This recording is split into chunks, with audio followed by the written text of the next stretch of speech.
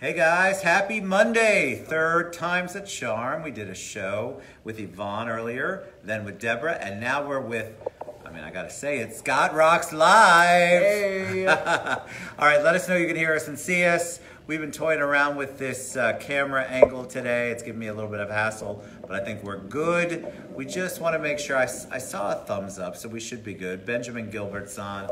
Ben says thumbs up. I'm super excited to have you on the phone. Megan, what's up, girl? How you doing? Happy Monday. Brendan, you too. Brenda, yes, you too. Tisha's back on. Love it. All right, so everybody's going to say you look like a rock star, because you are. So welcome to my friend Scott. Now, you see him tagged as Scott Roxx Live, and there's a whole point to that, but we're going to get to it once we hear Scott's story. So welcome to the show, my friend. Thank you. I'm super excited. We were going to wear a kilt today. He was. I was not. He was at the Highland Games yesterday. And I said, well, I don't know about the club on a Monday. Oh, Dallas, what's up?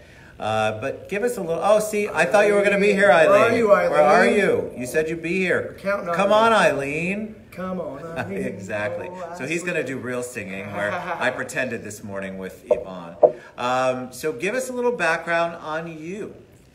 Well, my name is not Scott Roxx. It's not ROXX, so not thank you for the ROXX. 95 messages about that, That's I promise. right. So my name is Scott Davidson, originally from, and I believe you're from New Jersey, right? New Jersey, yeah. What Yes. part of Jersey are Kearney, you from? Kearney, New Jersey. All right, where is that? I'm terrible. That's just right over the river of What county? New York City. What county? Bergen? Bergen That's. County, I was yeah. born in Bergen County. Yeah. Ridgewood, I was born. Yeah. Yeah, How cool. Patterson. Oh yeah, I try not to. Passaic, Patterson, Hackensack. Hackensack, all that area. Yeah, that's you some know. crazy. That's some crazy stuff. How long have you been here? Oh gosh, over 30 years. All right. Long time. So you were a youngin. Yeah, but I've been back and forth. I'm the product of a town that's a Scotch Italian town. Scotch Italian. So Scottish, yeah. Davidson's definitely Scotch. Scottish. Yeah, that's Scottish. Yeah, that's what brought me to the Scottish Highland Games this weekend. You were born in Hackensack, Eileen? No wonder. That explains a lot, That does Eileen. explain a lot. We'll talk about that later, about Yes. how we all understand why Eileen is the way she is, but she was born in Hackensack. That's right. That's why we all get along. She's listening and she's going to kill me. You're not here, so you can't kill me. I hate to tell you. All right, so what brought you here? Your parents, obviously. Yeah, my parents moved to Florida, and Disney was going up, lots of opportunities over here, so moved over to the area, and started in music as a teenager. Did you always have a talent or a gift for it? Did your parents have a gift for it? It was kind of part of the family, or how did that all come to fruition? No, I just started seeing the rock groups in the 80s, and I liked it. I picked up a guitar, and I started creating, and I just really latched a hold of the creative process. I love to be inspired, I love to create, and I love to be around people that are creative. And yet you're still here. I appreciate that. You're creative.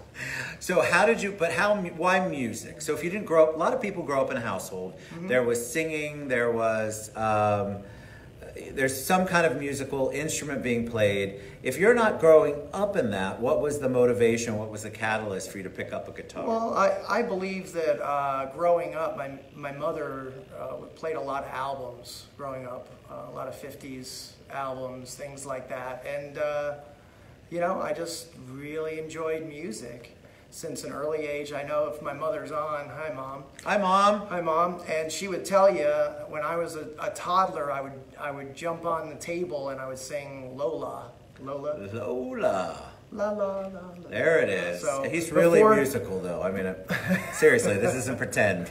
So before she says it, I'll tell you, I was singing Lola. Oh, that's right. Don't bring out any of the naked pictures in the bath, Mom. None of that. Yeah. I love it. So at least she was encouraging. I feel like you were encouraged at least. Both my father and my mother were very encouraging, and bought me a guitar, and I just stayed in my room, kept on playing, getting blisters on my fingers.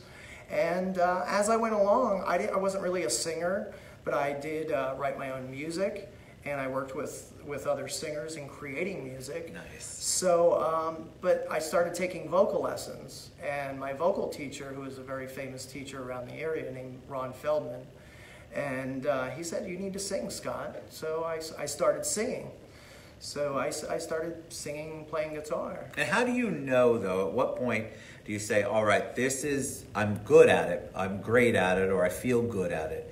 I'm gonna make this my life's work. I'm gonna do this as my full-time gig. I'm assuming that's what you did, but if you didn't, tell me different. Well, for a long time, I didn't quit my day job. All right, so what was your day job? Well, I heard you mention that you used to work in criminal justice work. I did, that's right. With the substance abuse population. I did.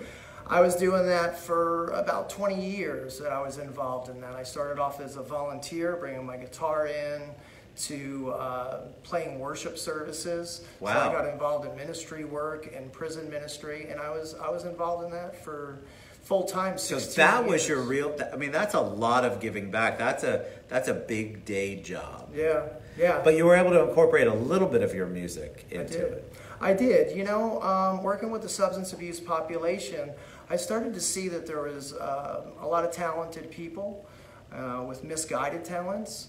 So I started becoming a mentor to artists, not only like painters, sketch artists, you know, songwriters, guitar players. So I started mentoring them in the prison system, and it was very therapeutic, obviously. Well, of course, it's very cathartic when you do that. Absolutely. Jeff Adams must be a friend of yours. Oh, yes. Scott's day job is keeping up with his hair. That's a full-time job. I love comments like that.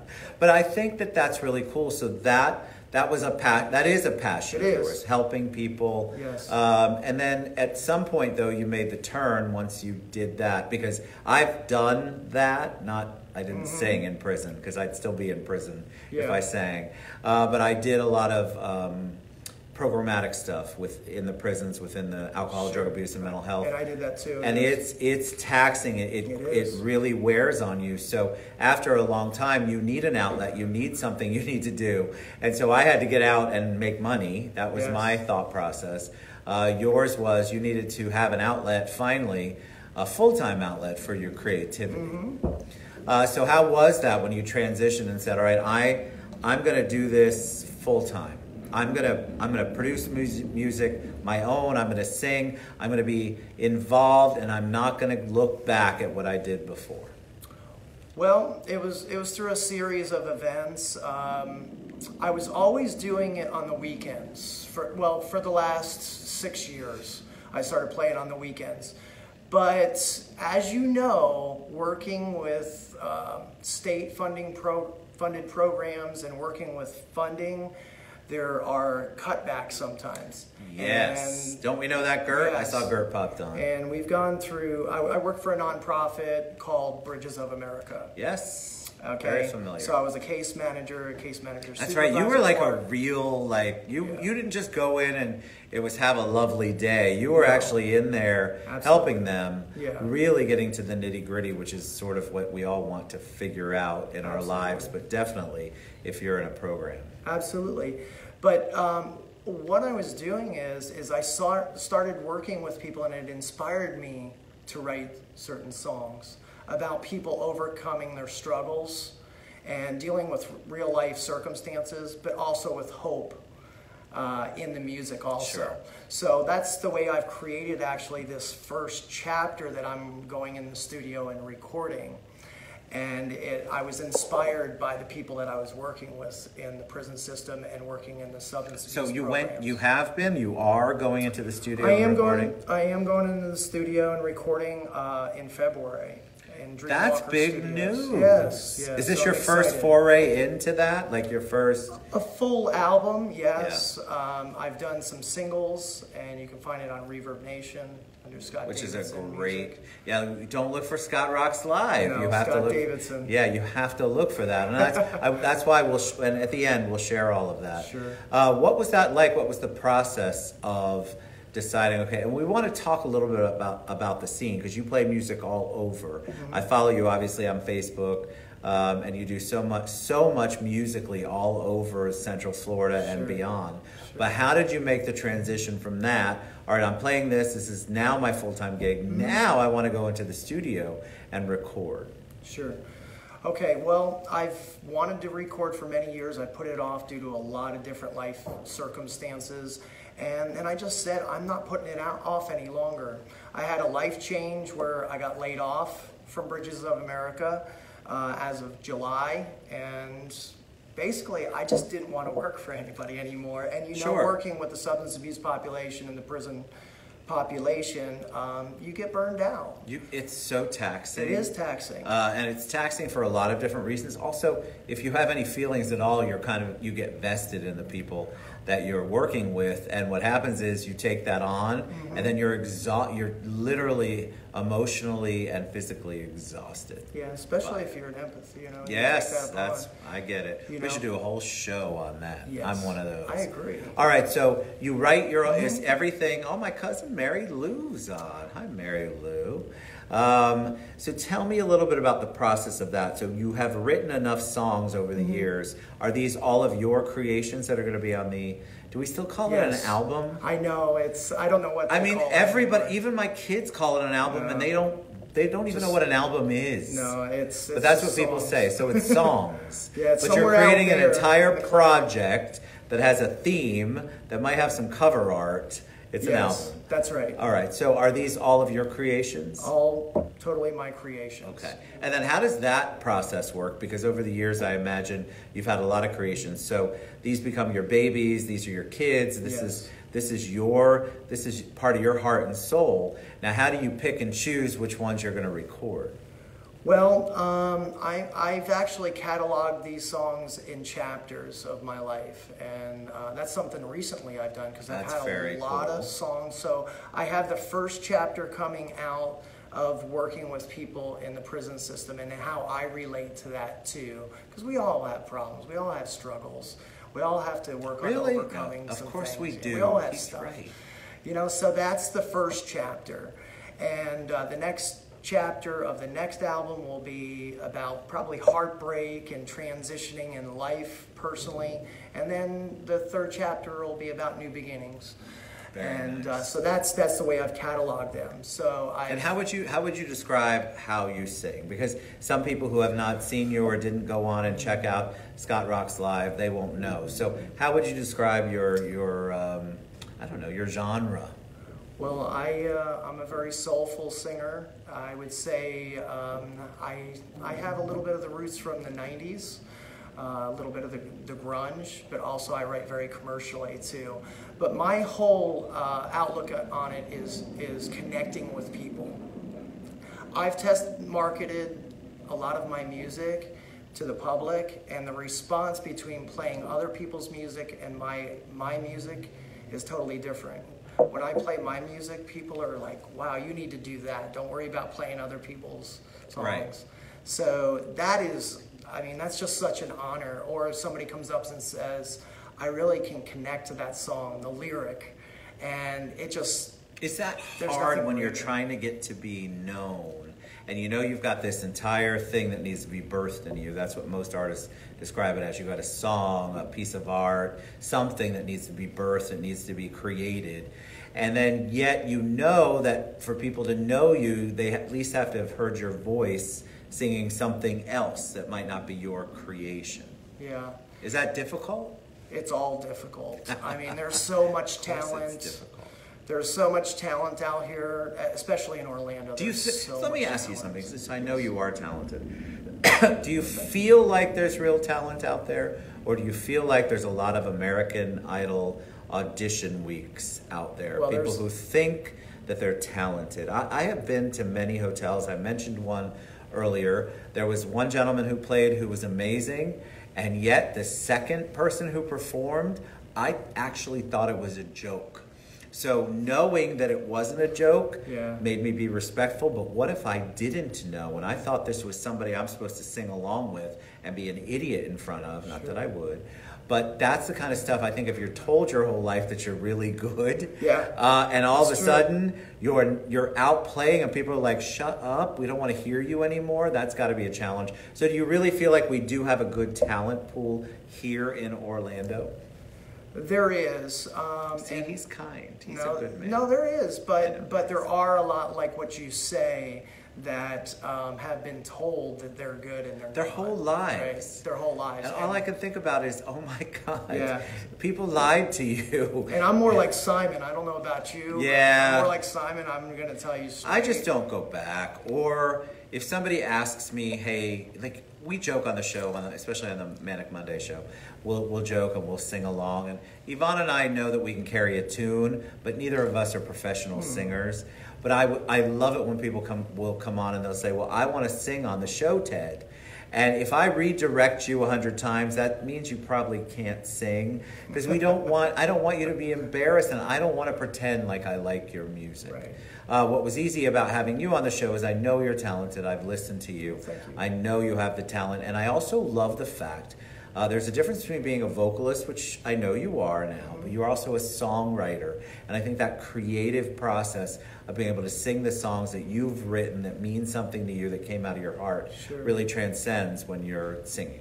Absolutely. And so where do you sing in Orlando? So talk a little bit about the market, because I know that there are a lot of places, we talked about it, but are they good places for you to get the word out? Do you have a following that comes around when you're out?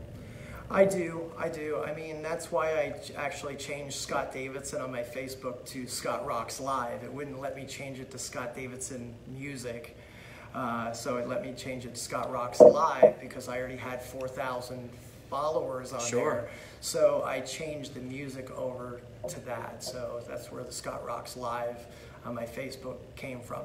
And I do have people that regularly follow me and come out and support me. And I do appreciate that. If you're on, thank you very much for your support. It means a lot to me. So thank you very much. Well, I mean, I think that because when you have the talent, people will eventually be drawn to that. I mean, it's not like it's the old, when I was a fraternity boy, we had somebody who just sang funny fraternity songs, and then that was an attraction. People actually have to be able to follow you, and then you also have to know what market you're in. So if you're at XYZ Hotel down on I Drive or in Hunters Creek, and you have to play to that market, you also can't go all wild and crazy like you're in a giant auditorium or a big Camping World stadium or wherever else, the UCF. You have to know what you're playing to. Your audience. We occasionally have people here who will play, and I always love the ones who understand that there's a lot going on and we're not trying to be disrespectful with them talking. But I always feel guilty about that. How do you handle that when you're out? Because you perform at a lot of venues where there's going to be happy hours, there's going to be cocktails, there's going to be conversation. How does that work in your world? Well, when I play, each place is different. Sometimes you're covering the atmosphere, right? Like a radio. I love that. And I just do my thing. I just go out and do my thing. Right, as you should. And I'm very interactive. If the audience lets me be interactive with them, I will be interactive with them, and I'll have them participate and sing certain parts. And that's what I'm known for, because it's not, especially when I'm playing cover music, it's not so much about me and my talent. I mean, that's there by what people tell me, but it's about them having a fun experience. So that's what I try to bring. Well, I think there's a big difference between talent and entertainment. Yes. So if you are talented and not entertaining, it's going to be a very difficult road for you to go along. If you can figure out how to utilize your talent, which you have, and still entertain and engage people, this doesn't have to do with music necessarily. This is anything in business. You can be really good at what you do, but if you can't engage the people who are going to pay you money to do what you need to do, then you're doing yourself a disservice, and it's not a good mix or match for you. That's right. So you can equate that to pretty much any industry, but I do love to watch the singers, I'll call them in this, the singers who sing and they have absolutely no idea that anybody else is around them within 50 miles. And they sing and then there's no engagement, there's no entertainment. I feel like it's a big concert for themselves, and I shouldn't be there. It's self-indulgent. It's very self-indulgent. This applies to all businesses too. I'm just telling you. So if I'm in a meeting with somebody and I feel like it's all about them, I am already done. I don't want to talk about it anymore. I'm not interested in doing business with you, much like you. Yeah. If you're engaging, if you engage them, if you allow them to be entertained, they are going to come back for you because they felt good and they feel connected to you. Yeah. And so at how Scott does a great job of engaging his audience. Thank I'm you, always Brenda. I amazed. appreciate That was sweet. And Eileen, she's heard me too, so we've had a lot of fun. Well, I mean, and I think, so Eileen's, she definitely, well, Brenda too, we all know what that person is like. When I go to a venue and I feel like that person's really singing to me, or I feel like they're engaging me and I'm part of the experience, I want to continue to follow them. I want to go see you again. Sure. And that is a challenge across the board in business, not just in music. So you can apply that where you want. All right, so tell me who your favorite, other than you, tell me who your favorite artist is, as far as maybe not just, let's do performer and songwriter, and it doesn't have to be the same. Okay. Well, first, what inspired me to become a songwriter was when I heard Bon Jovi. I don't know, I just connected. And being Jersey, from Jersey, and Bruce Springsteen, the boss. Sure. So I love timeless music too, and creating timeless music and artists that are true artists, not just like a flash in the pan. Sure. They have real talent. Right, but that's starting out. Now my tastes have changed. I don't really listen to Bon Jovi a whole lot. I'll perform it. But artists like Nikki Sixx from Motley Crue, who went off and did his own solo. And what about him? Is it the artistry and the songwriting, or is it the performance? Part of it was he's real. He's written a book called The Heroin Diaries with his struggle with substance abuse. Yes. I connected with that with the work that I did. So it was very honest and real. I read his diary, Love it. The Heroin Diaries, and then he did a soundtrack to it. And then he's a photographer, and he had a radio show. So I really just latch a hold of artists. Chris Cornell from Audio Slave and Soundgarden. I don't know. Soundgarden? Soundgarden. Sure. You know, artists like that, Breaking Benjamin, Shinedown, those are some of the current bands that I really enjoy. So when you perform, do you perform any of their songs? Very few, very few. Well, I would imagine, so just hearing you say those names, I knew Soundgarden, Right. I knew Nikki Sixx. Sure. But if I don't know, it's definitely a big thing for you to overcome to try to engage me to know. Exactly. But if you build up what you already have, an audience that trusts you and loves you, you can integrate that into your set, so to speak. Right. That's right. It's very few and far between I play some of those type of artists. I tend to play a lot of 80s music because everybody seems to know. Well, that's because, this is my opinion, and it's 90s. probably very skewed, is that you could actually sing a song from the 80s.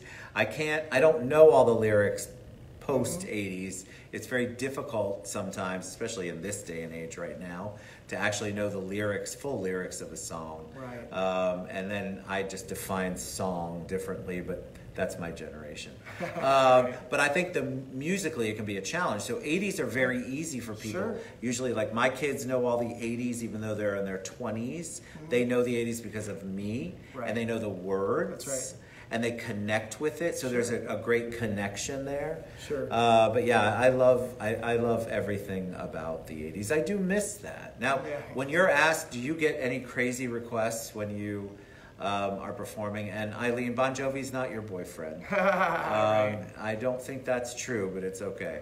But do you get any crazy requests?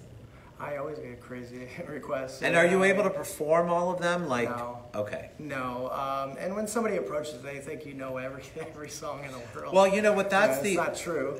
You know, they're also not connected in a way where they get where they're at. I think a lot of people, I've been at where somebody's performing, and they'll ask them to play, I don't know, it's we were talking about Insane Clown Posse, so like, okay, Rocky Top, all right, we'll go with that. Rocky Top's easier to understand. Sure. You don't know necessarily how to play that. You have a genre, you have a set you have to get done, and you also know what people are looking for when they come to your show. But it's surprising And if somebody drops a 20 in there as a tip, how quickly you like learn it, or at least try to pull it is that off. the answer? And I did that to Rocky Top. If you want to put a 20 in my tip bowl, which I have to start putting I'll figure it out. I will figure out how to get you on the show or sing whatever it is you'd like me to sing. There you go. I love it. All right, so yeah, I'm going to have $20. So tell me what, I'd love you to sing. So we obviously, the club, we were not sure.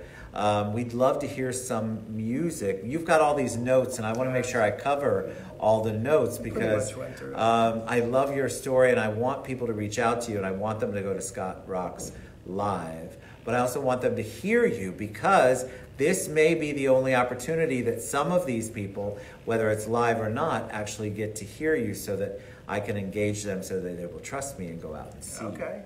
All right. So you play guitar, obviously. Yes. Any other instruments? I play a little piano, Nice. drums. We don't have a not piano so here much, right now. Yeah, but No mostly drums. guitar. I can play bass and some other instruments, but. All right, so what are you going to sing for us today? Because you have to get out the guitar while Well, I was Or you already gonna have it. play a cover song, but I'm thinking maybe play one of my own songs. Play whatever you want. And we're only here until we get kicked out. So, okay. Dan, nice to see you this morning, Dan, by the way. So you go ahead and talk. I'll get all right, ready, so right? the great thing about having somebody like Scott on is I know he's talented. The interesting thing about doing it at the club is that we're in a private room right now, and I don't know how loud he can get. So as long as we're not doing AC/DC or Megadeth, we should be fine. But I'd love to have people on like Scott because you can sense his passion. Sometimes you can tell it through the music, but you can't always tell because there's not a lot of talking in those sets that they do at the local places where they perform. And so sometimes it's so good just to hear them give a little bit about who they are and where their passion came from. I like to joke that I know how to sing, but I can't read music, but I don't know how to sing like this, that's for sure. And I certainly don't know how to do that. Thankfully, we don't have a microphone because I think we're safe in the... But you know what? Here's the great thing about the Citrus Club. They're going to come in at some point and go, "You're too loud, Mr. Bogert." And then we're just going to see whatever Scott has sung at that point.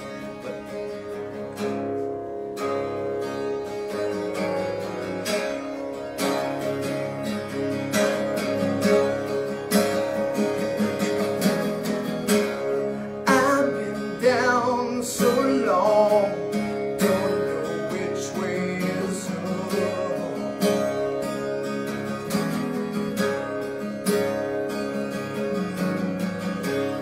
Don't know which way is up, 'cause I keep falling down.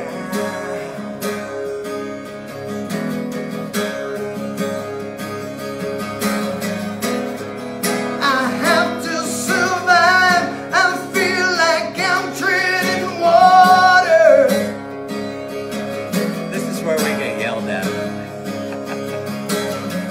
There is no meaning to my life, and I'm going nowhere. Yeah, I feel it's time to get real. Yeah, I feel it's time to get real.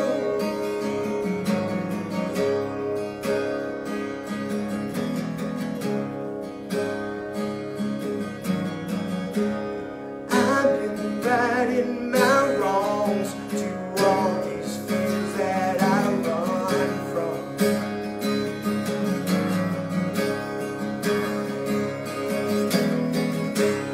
I've been singing my songs to the beat of my own drum.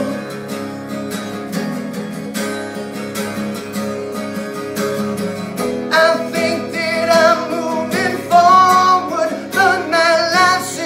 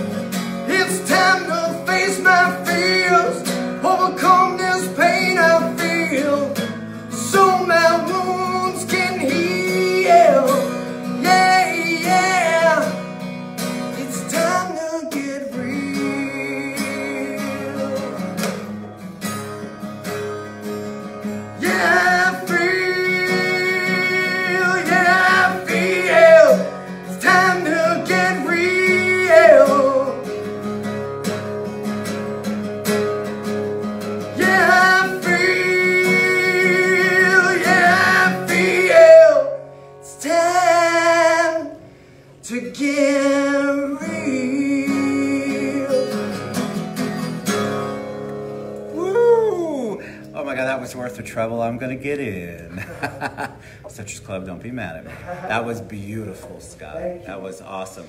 The people who are having lunch to my right, I will make sure I personally take care of you if you're that upset. That was beautiful, absolutely beautiful. And you wrote that. Yes, but that's one of the songs that I created working in the prison system, working with people overcoming their struggles. You know, it's about time to get real. You know, stop being in denial. It was beautiful. You know? Absolutely. You can't make up. That's why I like to do stuff live. Thank you. Because if I didn't like it, I can't hide my face. Thank you, Viana. All right, any parting words of wisdom for them? We're going to share all of his contact information. Scott Roxx live on Facebook. Come see me at the Whiskey on Friday. The Whiskey on Friday. If you don't know where that is, it's on Sand Lake Road, Dr. Phillips area. It's an amazing place. Definitely go see him. Dexter's Windermere. And then all of your schedules on your Facebook page, That's right? Just come to Scott Roxx So, Live. Scott Roxx Live. Any parting words of wisdom for them? Anything you want to share before we head out? Yes, just keep it real and just love one another. Amen. That's one of my Peace. favorite Today's Martin Luther hashtags. King Day. It's about unity and diversity, right? Amen. Martin Luther King Day. Listen, if you're not thoughtful and introspective today, come on, I'll help you. Come on up to the Citrus Club. Anyway, you're a joy. Love this guy. Thanks He's for amazing. having me, Tim. Real, the most real. So go to Scott Roxx Live on Facebook. We love you guys. We'll be Love back. you. We'll be back tomorrow, episode 300, with my wonderful friend, the amazing Mayor Jerry Demings. Mary, not Mary. Mayor Jerry Demings. All right, we love you guys. Bye.